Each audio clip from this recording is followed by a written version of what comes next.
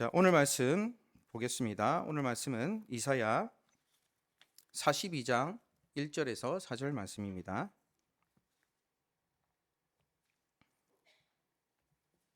이사야 42장 1절에서 4절 말씀입니다.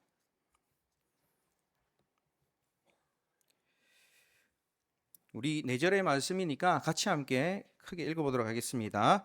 내가 붙드는 나의 종, 내 마음에 기뻐하는 자, 곧 내가 택한 사람을 보라.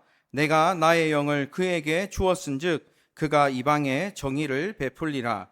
그는 외치지 아니하며 목소리를 높이지 아니하며 그 소리를 거리에 들리지 아니하며 상한 갈대를 꺾지 아니하며 꺼져가는 등불을 끄지 아니하고 진실로 정의를 시행할 것이며 그는 쇠하지 아니하며 낙담하지 아니하고 세상에 정의를 세우기에 이르리니 섬들이 그 교훈을 앙망하리라. 아멘. 3명의 자녀를 키우다 보니까 집안에서 참 다이나믹한 일들이 많았습니다. 특히 아이들이 어릴 때 서로 막 싸울 때가 있지 않습니까? 그러면 저는 엄한 목소리로 그들을 불러다가 서로 손을 잡게 합니다. 그리고 억지 사과를 시켰습니다. 자, 서로 빨리 미안해해 하면서 그러면 미안해 하죠. 그리고 나서 보통 어떻게 합니까? 그 다음에 서로 안아줘 이렇게 합니다. 그때는 아이들이 내 말을 알아들었구나, 그래서 화해했구나 생각했는데 지금 와서 생각해 보니까 아빠가 무서우니까 마지못해 한 것이더라고요. 초보 중에 초보인 저 아빠였던 저는 그때 그렇게 말도 되지 않는 화해를 시켜놓은 채 포옹까지 했으니까 이제 다 됐다 생각하고 저의 마음대로 종전 선언을 했던 것입니다. 근데 최근 한 식당에서 옛날 저와 똑같은 아버지를 보게 되었습니다. 그 제 3자의 시각으로 이제 보니까 뭐가 보이느냐? 예전에는 몰랐던 아이들의 표정이 보이기 시작했습니다. 걔들 얼굴을 보니까 서로 아직까지 매섭게 막 흘겨보고 있습니다. 그 몸은 하나도 붙지 않은 채 이렇게 안고 있습니다. 그리고 그 손마저도 금방이라도 뿌리칠 기세로 이렇게 빳빳하게 힘이 들어가 있는 것입니다. 그리고 진심이 1도 느껴지지 않는 이야기를 합니다. 미안해. 여러분, 이것을 진정한 화해라고 볼 수 있을까요? 아닙니다. 이것은 그저 아빠에게 더 혼나기 싫어서 잠깐 싸움을 멈춘 휴전 상태인 뿐이죠. 마음은 여전히 부글부글 끓고 있고 어떻게든 나중에 갚아줘야지 생각을 하지만 지금 당장 이 상황을 모면하기 위해서 어쩔 수 없이 거짓된 이 사과를 하는 것입니다. 애들 일이니까 웃고 넘길 수도 있지만 사실 그것을 돌아서서 생각해 보면 조금 더 우리는 세련되게 그리고 좀 더 그럴싸하게 감출 뿐 다 큰 어른인 우리도 본질적으로는 별반 다를 것이 없는 그런 모습들이 여전히 삶 가운데 있는 것을 보게 됩니다. 그래서 올해도 어느덧 고난주간과 부활절을 앞두고 있는 이 시점에 무엇을 설교해야 할까 고민하다가 바로 이 화해라는 주제로 정하게 되었습니다. 이것은 저의 개인적인 경험뿐 아니라 주님께서 고난당하시고 죽으신 이 모든 일에 이 화해가 빠질 수 없기 때문이기도 한 것입니다. 여러분, 여기 계신 모두는 예수님께서 십자가에서 죽으시고 부활하셨다는 사실을 믿으실 겁니다. 믿으시죠? 그러면 여러분, 예수님은 도대체 무엇을 위해 죽으시고 다시 사셨습니까? 왜 그 하늘의 영광을 애써 버리시고 이 땅에 오셔서 그토록 처참한 비참한 고난을 당해야만 했을까요? 이 질문에 우리는 거침없이 대답하죠. 우리를 위해, 우리 죄를 사하기 위해. 물론 그것은 참으로 맞는 고백입니다. 하지만 구체적으로 우리 삶에 무엇을 회복하기 위해서 그 고난의 길을 겪으셨는지 명확하게 정리하거나 생각하는 경우는 많이 없는 것 같습니다. 그저 두루뭉술한 은혜로 넘겨버릴 때가 많다는 것이죠. 여러분, 주님께서 당신의 생명을 내어주심으로 우리에게 주신 이 구원은 단순히 죄의 형벌을 면하게 해주신 그 사건으로만 끝나는 것이 아닙니다. 이 십자가 구원의 핵심적인 목적은 무엇입니까? 바로 관계 회복, 화해인 줄로 믿습니다. 여러분, 그렇습니다. 주님은 우리의 깨어진 이 관계를 회복시키기 위해 이 땅에 오셨고 그 화해를 완성시키기 위해 자신이 친히 고난 당하셨습니다. 그렇다면 십자가로 회복하신 그 관계는 무엇입니까? 첫째로는 창조주 하나님과의 관계고 둘째는 나와 함께 살아가는 이웃들과의 관계인 것입니다. 죄로 인해 산산조각이 나버린 이 두 가지 핵심적인 관계를 다시 하나로 연결하시려고 주님께서 친히 화목 제물이 되신 것입니다. 우리가 읽은 이 이사야 본문은 바로 이 위대한 화해의 사역을 감당하시기 위해서 오신 주님의 모습을 드러내고 있습니다. 먼저 본문 1절 말씀해 보니까 주님에 대해서 이런 수식어를 씁니다. 내가 붙드는 나의 종이다, 이렇게 말씀하십니다. 그러니까 하나님께서 이 땅에 화해자로 오실 주님을 가르쳐 나의 종이다, 이렇게 말씀하시죠. 요즘은 목사님들 보면서 주의 종, 이렇게 나는 또 주의 종, 이렇게 얘기하니까 종이란 것이 별반 우리에게 거부감이 없는 단어가 되었습니다만은, 사실은 이 종이란 단어는 굉장히 어떤 사람에게 적용하기가 불편한 단어이란 것이죠. 이 위대한 구원자를 왕이나 정복자 이렇게 표현하는 것이 아니라 종이라고 표현한 이유는 무엇일까요? 조금 더 우리에게 와닿게 표현하자면 노예라고 이렇게 표현한 이유가 무엇일까요? 여기서 종으로 번역된 히브리어 에베드라는 단어는 억지로 끌려와 마지못해 일하는 그런 존재를 말하는 것이 아닙니다. 주인의 뜻을 너무나도 깊이 있게 이해하고 그 주님의 뜻을 너무나도 사랑하기에 자신의 권리를 자발적으로 포기하고 순종하는 헌신된 모습을 말하는 것입니다. 서두에 말씀드린 것 같이 우리는 억지로는 결코 누군가와 진정으로 화해할 수 없고 누군가를 진정 화해시킬 수도 없습니다. 그리스도 주님은 이 하나님 아버지의 애끓는 그 사랑의 마음을 아셨기에 기꺼이 자발적인 에베드가 되셔가지고 십자가라는 이 화해의 다리를 놓게 되신 줄로 믿습니다. 이 에베드라는 이름은 2000년 전 예수님만 가지셨던 호칭으로 끝나서는 안 됩니다. 오늘날 주님의 십자가를 통과해서 이제 하나님과 화해를 이루었던 우리들, 곧 우리 대연성결교회 모든 성도들이 마땅히 이어받아야 될 영광스러운 이름인 줄로 믿습니다. 그러니까 오늘 말씀을 통해서 우리가 억지로가 아닌 자발적인 헌신으로 화해를 이루신 그 주님의 그 뜻을 깊이 살피고 따라가는 우리가 되었으면 좋겠습니다. 그리하여서 하나님으로부터 아무개야, 너는 내가 붙드는 나의 종, 내 마음에 기뻐하는 자, 내가 택한 자다라고 칭찬받고 부름받는 그 놀라운 이 은혜가 여러분 가운데 있게 되시기를 주님의 이름으로 축원합니다. 주님이 정말로 하나됨을 위해서, 관계의 회복을 위해서 오셨는지 성경의 곳곳에서 분명하게 증언을 하고 있습니다. 대표적인 것 두 가지만 살펴볼까요? 처음 말씀 에베소서 2장 16절 말씀입니다. 우리 같이 함께 읽어보겠습니다. 또 십자가로 이 둘을 한 몸으로 하나님과 화목하게 하려 하심이라. 원수된 것을 십자가로 소멸하시고. 또 한 군데 더 살펴볼까요? 골로새서 1장 20절입니다. 그의 십자가의 피로 화평을 이루사 만물 곧 땅에 있는 것들이나 하늘에 있는 것들이 그로 말미암아 자기와 화목하게 되기를 기뻐하심이라. 아멘. 그런데 계속해서 반복되는 이 화목이란 것이 도대체 무엇일까요? 이 신약 성경에서 화목하게 하다, 화해하다라는 단어는 원어 카탈라소라는 단어를 씁니다.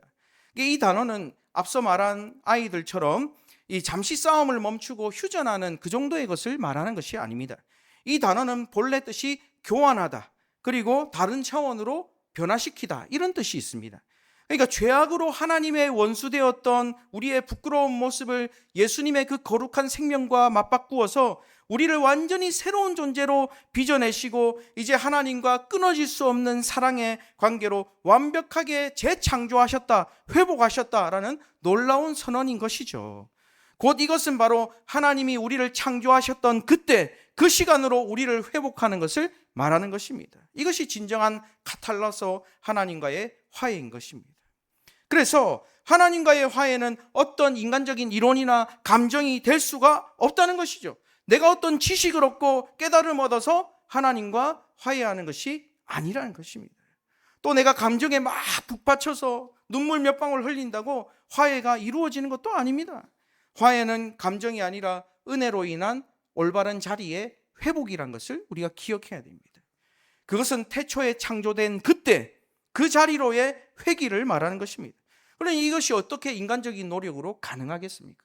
창조의 능력은 창조주에게만 있지 않습니까?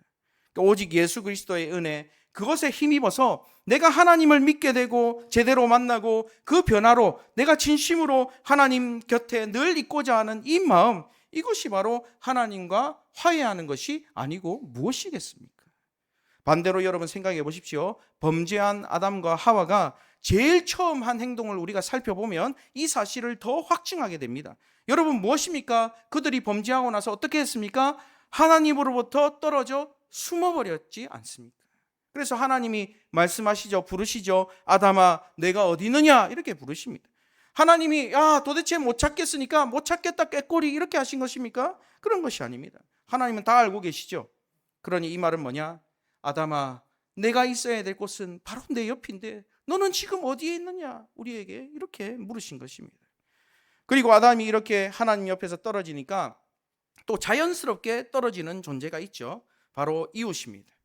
아담이 여자를 보자마자 뭐라고 탄식하며 탄성을 지르며 그렇게 얘기했습니까? 이는 내 뼈 중에 뼈요, 살 중에 살이다. 다른 말로 하자면 세상 가장 가까운 이웃이란 뜻입니다. 그런데 그런 그녀를 죄짓고 나서 어떻게 대합니까? 자신의 책임 회피용으로, 변면용으로 바꾸어 버립니다. 그리고 더 나아가 어떻게 합니까? 하나님, 일이 이렇게 된 것은 다 이 여자를 주신 하나님 때문입니다 라는 간접적인 원망의 도구로 격화시켜 버렸습니다. 불과 얼마 전까지만 해도 도무지 떼어놓을 수 없었던 한 몸이었던 그녀를 이제는 스스로 자기 자신으로부터 철저히 분리시키는 것입니다. 그러니까 결국 하나님과 멀어지면 이웃과 멀어질 수밖에 없는 것이죠. 이렇게 죄로 인해 하나님과도 이웃과도 분리되고 멀어진 우리를 이 카탈라소의 은혜로 이렇게 새롭게 창조하시려고 주님은 이 땅에 다시 오셨고 당신의 희생으로 말미암아 그 관계들을 화해시키십니다. 그것을 깨달았던 우리 믿음의 선배들은 예수님의 이 화해케 하는 사역을 이어받고 그것을 전하기 위해 때로 모든 것을 다 내버리고 주께서 가신 그 길로 걸어갔던 것이죠. 여러분 그렇습니다. 진정으로 하나님과 화해한 사람은 삶의 그 결정적인 순간에 무엇을 가장 소중히 여기는지가 열매로 드러나게 되어 있습니다. 제가 예전 교회에서 교회 100년사를 정리하면서 그런 생각을 더 하게 되었습니다. 그 교회는 신사 참배를 거부하다가 예배가 금지되었고 목사님, 장로님들이 이렇게 끌려가 옥고를 치르기도 했습니다. 그리고 급기야 교회가 폐쇄되고 교회 건물이 일제에 의해서 해방될 때까지 경무소로 쓰이기도 했습니다. 그리고 6.25 사변 때 예배당에 총탄이 막 빗발치는 그 순간에도 어떤 한 목사님은 강단을 지키기도 했습니다. 그 자료들을 모으고 정리하면서 저는 그렇게 생각했습니다. 도대체 이 믿음의 선배들은 어떻게 그렇게 다 포기하고 복음을 위해 예배당을 지키며 살아갔을까? 만약 나라면 그렇게 할 수 있을까? 그런 생각을 하면서 부끄러워했습니다. 그런데 또 한편 이런 생각에 이르게 되었습니다. 연약하고 부족한 나이지만 하나님과의 진짜 화해를 내가 정말로 경험했다면 지금은 연약해 보일지라도 그때에는 어떤 환경이 내게 닥친다 할지라도 그 하나님과의 관계가 가장 소중한 가치임이 내 삶을 통해 드러나지 않을까? 그러면 아무리 어렵더라도 그 모든 것보다 크신 주님을 바라보면서 믿음의 선배들이 걸어갔던 그 길을 걸어가지 않을까? 그래서 저는 비록 오늘날 우리들이 연약한 모습을 보일 때도 있지만 결정적인 순간 그 믿음의 선배들처럼 그런 선택을 할 수 있는 잠재력이 있다고 저는 확신을 합니다. 그 분명한 사례들이 어디에 나옵니까? 성경에 다 나타납니다. 연약함과 또 동시에 용기 있는 믿음의 선택, 이 두 가지 모습들을 동시에 우리는 주님의 제자들에게서 찾아볼 수가 있지요. 그렇습니다. 성경은 이 제자들의 모든 모습들을 다 낱낱이 보여주면서 오늘날 믿음의 길을 걷고 있는 우리들에게 도전하고 용기를 주는 것입니다. 그래, 아무개야, 넘어졌느냐? 괜찮다. 이들도 실패할 때가 있었다. 그러나 결국 어떻게 되었는지 너 잘 알고 있지 않느냐? 나만 믿어라. 나만 따라와라. 그렇게 말씀하고 계신 줄로 믿습니다. 예수님께서 십자가에 죽으시자 베드로와 제자들은 실망을 하고 디베랴 바닷가로 내려가죠. 그 완전한 실패를 경험하고 아무짝에도 쓸모없는 존재처럼 여겨지는 자신들을 생각하면서 내가 이제 그나마 잃어버린 가치라도 찾으러 가야 되겠다 하면서 아마 그 바닷가로 갔을 것입니다. 거기서 물고기라도 잡으면 끼니라도 때울 뿐 아니라 실패해버린 자기 존재 가치를 다시 한번 갱신하고 내가 살아있음을 경험하려고 거기로 갔던 것이죠. 그래서 그나마도 금을 던지는 것이 그들에게는 작은 위로가 되었을 것입니다. 그런데 어떻게 됩니까? 거기서도 처절한 실패를 맛보게 되죠. 그나마 잘하는 일을 했는데도, 그것도 설렁설렁한 것도 아니라 밤새도록 던졌는데도 한 마리도 올라오지 않는 것입니다. 그리고 이제 새벽이 되었죠. 뜬금없이 한 사람이 나타나더니 그들에게 묻습니다. 고기가 있느냐? 아니요, 없습니다. 한 마리도 못 잡았어요. 그러니까 그 사람이 얘기하죠. 배 오른편에 그물을 던져라. 그물을 던지자 어떻게 됐습니까? 배에 가득하게 물고기가 실려 올라왔습니다. 그때 제자들은 그분이 예수님이란 것을 알았다고 했습니다. 예수님은 숯불을 피워두고 떡과 생선을 구워서 아침을 준비하고 계셨습니다. 그때 성경은 이렇게 기록하고 있습니다. 예수께서 이르시되 와서 조반을 먹으라 하시니 제자들이 주님인 줄 아는 고로 당신이 누구냐? 감히 묻는 자가 없더라. 이렇게 얘기했습니다. 여러분, 이상합니다. 그토록 사랑하는 주님을 다시 만났는데 반갑다는 인사가 한마디도 없습니다. 예전에 제자들이라면 지금 설레발을 치고 난리가 나야 됩니다. 죽으셨다가 다시 살아나신 예수님께서 디베랴 바다까지 찾아오신 것 아닙니까? 이때까지 자기들이 본 것 중에 최고로 놀라운 일 아닙니까? 예수님 이렇게 놀랍게 다시 사셨으니 이제 역전하러 갑시다. 예수님 핍박하고 죽인 이 세상 다 뒤엎으러 갑시다. 이래야 정상이지 않습니까? 그런데 이상하게도 제자들은 너무나 잠잠합니다. 아무 말도 하지 않습니다. 예수님 잘 지내셨어요? 말 한마디 하지 않습니다. 제자들은 그 침묵 가운데 많은 것을 떠올렸을 것입니다. 예수님께서 이루신 하나님과의 화해, 그것을 통한 구원의 길, 수도 없이 들어놓았지만 무슨 말인지 깨달으려 하지도 않고 깨닫지도 못했던 그 말들이 그제서야 비로소 깨달아지기 시작한 것입니다. 그리고 그들은 알게 되었습니다. 예전에는 내가 예수님 안에서 뭐가 되어야 된다, 내가 나아져야 된다 생각했는데 이제는 그게 아니라는 것입니다. 우리가 주와 함께 세상에서 한자리 하려고 왕노릇하려고 예수님이 그렇게 오신 것이 아니구나. 그래서 예수님께서 자꾸 자기가 섬긴다고 우리 보고 또 섬기라고 그렇게 말씀하셨구나.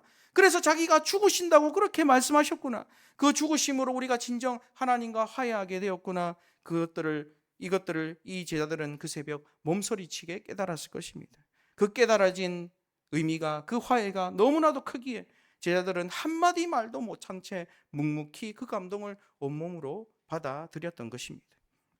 여러분, 이것은 제자들뿐 아니라 우리도 마찬가지입니다.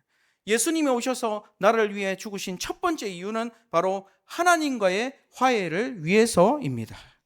우리의 죄로 말미암아 일그러지고 엉킨 이 하나님과의 관계가 회복되고 하나님을 알아가는 기쁨이 우리 가운데 생겨나고 그 뜻대로 살아가는 평안과 즐거움이 우리 삶에 알알이 박히면서 하나님께 감사를 올려드리는 것, 이것이 바로 진정한 하나님과의 화해인 것입니다.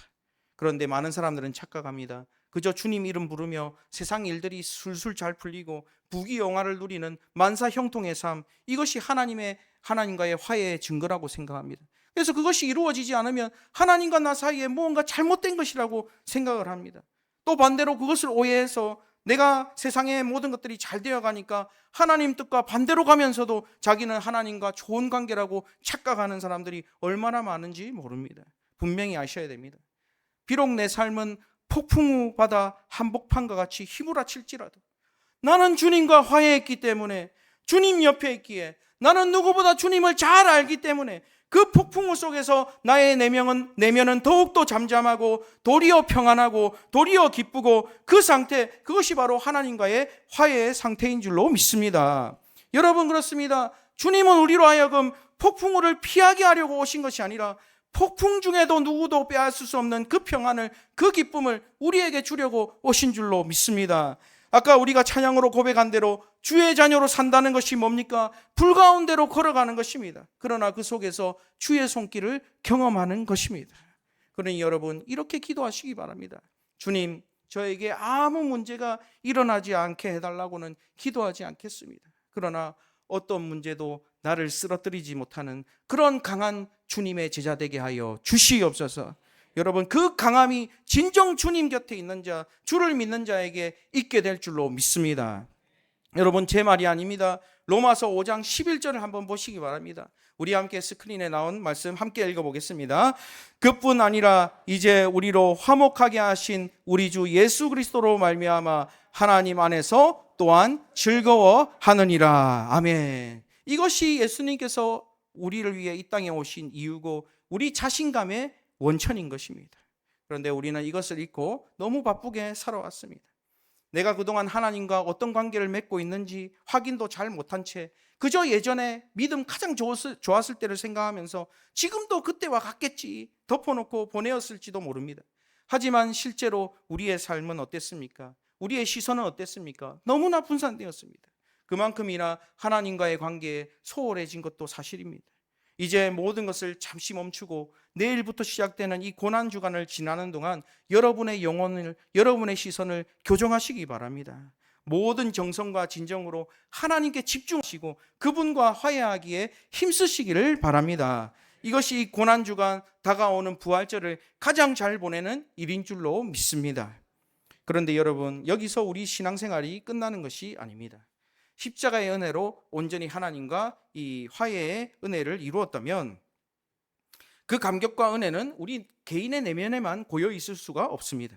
하나님과의 화해는 반드시 시선을 밖으로 돌려서 이웃과의 화해에 이르게 만드는 것이죠. 오늘 우리가 읽은 이사야 본문은 이처럼 하나님과 화해한 자들이 이웃을 향해 어떤 모습으로 나아가야 되는지 예수님이 오신 또 다른 중요한 이유에 대해서 설명을 해주고 있습니다. 이 이사야서는 예수님에 대한 예언으로 가득 차 있는 이 선지서인데 그 중에서 예수님을 종으로 묘사한 이 예언들을 이른바 종의 노래다 이렇게 부릅니다. 그 종의 노래의 가장 첫 부분인 우리가 읽은 이 본문입니다. 이 짧은 4절의 본문에서 무려 3번이나 반복되는 그 단어가 있습니다. 여러분 잘 아시듯이 성경에서 반복은 굉장히 중요하다는 것이죠. 무엇이 반복되는지 아십니까? 바로 정의라는 단어입니다. 즉 예수님께서 이 땅에 오신 가장 큰 이유 중 하나가 바로 이 땅에 정의가 편만하게 정의를 베푸는 그 일을 위해서 오셨다는 것이죠. 그런데 이 정의라는 말은 사실 참 어려운 말 중에 하나입니다. 예수님 시대의 정의는 보통 정죄와 심판으로 이렇게 받아들여졌습니다. 잘못된 것을 심판하시는 하나님, 그러니까 정의라는 말을 들으면 뭔가 모르게 움츠려드는 것이죠. 그런데 구약 성경이 말하는 정의, 히브리어 미슈파트라는 단어는 사실 죄인을 단순히 벌하는 차가운 법정의 판결만을 의미하는 것이 아니었습니다. 예수님께서 이 땅에 오셔서 말씀하시죠. 너희들이 그렇게 움츠려드는 것은 정의를 잘못 이해했기 때문이다. 예수님이 알려주신 그 미슈파트, 그 정의의 의미가 무엇입니까? 바로 심판을 위한 심판이 아니라는 것입니다. 예수님의 정의는 무엇입니까? 어려운 이들을 세워주고 억울한 이들의 마음을 풀어주며 다 함께 살아가는 것, 이것이 바로 예수님의 정의였습니다. 즉 한마디로 요약하자면 깨어진 관계를 다시 회복시키는 따뜻한 살림, 이것이 바로 예수님의 정의였습니다. 또 다시 말해서 주님께서 말씀하신 정의는 무엇입니까? 누구나 살아갈 수 있는 살아가는 기쁨을 누릴 만한 그 사회, 살만한 가치가 있다고 여겨지는 그 상태를 만드는 것이 바로 주님의 정의라는 것입니다. 그런데 지금 우리는 예수 그리스도의 정의를 살아가고 있습니까? 역사 속 수많은 시대에 걸쳐서 사람들은 하나님의 이름을 내세우고 정의를 포장하여서 무자비한 폭력을 저질렀습니다. 오늘날도 마찬가지입니다. 여러분 세계 곳곳에서 이루어지는 폭력과 고문, 테러, 그런 모습들을 보십시오.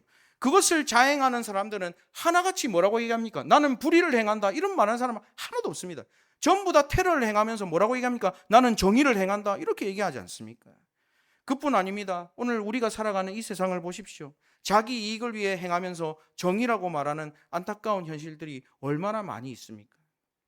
그런데 오늘 본문 2절과 3절을 보면 예수님께서 정의를 베푸시는 방법을 분명히 설명하고 계십니다. 그것은 이 4가지입니다. 외치지 않는다, 목소리를 높이지 않는다, 상한 갈대를 꺾지 않는다, 꺼져가는 등불을 끄지 않는다.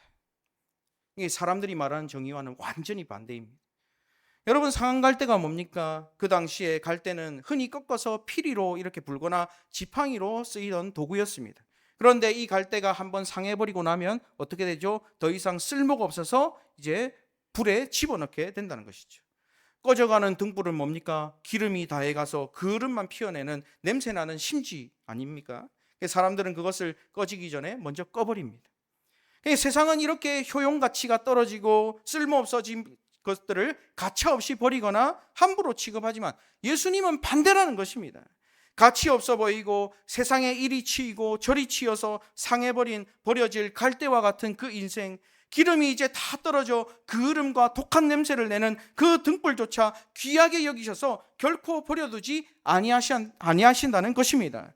오히려 자기의 숨결로 다시 아름다운 소리를 피워내는 피리로 회복시키시고 당신의 피로 다시 그 등불이 빛나게 하십니다. 이것이 바로 하나님의 방법이자 진짜 정의였고, 이 정의로운 세상을 구원하시기 위해 예수님께서 이 땅에 오셔서 가장 낮고 비참하게 십자가에 돌아가셔야만 했던 것입니다. 그리고 그 돌아가신 십자가에서 죽으신 주님이 말씀하십니다. 나를 따르는 자들아, 세상의 방법대로 살아왔던 정의를 다 버리라. 그래서 세상적으로 볼 때 예수님의 가르침은 전부 다 무언가 이상합니다. 그중 가장 큰 아이러니가 뭡니까? 내가 죽어야 너희가 산다는 그것입니다. 그리고 우리가 그것을 이해하지도 전혀 깨닫지도 못하던 그때에 예수님께서는 자신이 먼저 죽으심으로 우리에게 그 방법과 가치와 결론을 다 보여주셨습니다. 그리고 우리에게 진정한 정의를 보이시며 영원한 생명을 거저 주신 줄로 믿습니다. 그 생명을 받고서 우리는 비로소 깨닫습니다. 높아지려고 하면 주님처럼 낮아져야 된다. 으뜸이 되고자 하면 주님처럼 종으로 섬겨야 한다. 그 십자가 생명을 진정받고 감사하는 사람만이 이 역설적인 주님의 진리를 이해할 수 있는 것입니다. 그렇습니다. 주님은 창조주 하나님과 본체와 똑같으셨지만 정복자로 오신 것이 아니라 약자와 희생자의 보호자로 오셨습니다. 그 연약한 자들 편에 서서 참된 회복의 정의를 행했습니다. 그것이 바로 오늘 우리가 읽은 구절입니다. 그러니 여러분, 주님께서 말씀하신 정의는 무엇입니까? 먼저 하나님과 화해해야 됩니다. 그리고 그것을 힘입어 이웃과 화해하는 데까지 나아가야 되는 것입니다. 여러분, 여쭤보겠습니다. 오늘 누구와 불편하십니까? 혹시 연락까지 끊으신 분이 계십니까? 주님이 그토록 우리에게 우리 삶 속에 원하는 정의란 무엇입니까? 다른 것이 아니라 오늘 내 주변의 이웃과 화해하고자 애쓰는 것임을 여러분 기억하시기를 바랍니다. 여러분, 그것은 뭡니까? 먼저 손 내미는 것입니다. 먼저 이해해 보는 것입니다. 물론 어렵습니다. 그렇기에 우리가 지고 갈 십자가가 되는 것입니다. 우리가 어떤 거창한 사회적인 정치적인 운동을 한다고 해서 하나님의 정의가 완성되는 것 아닙니다.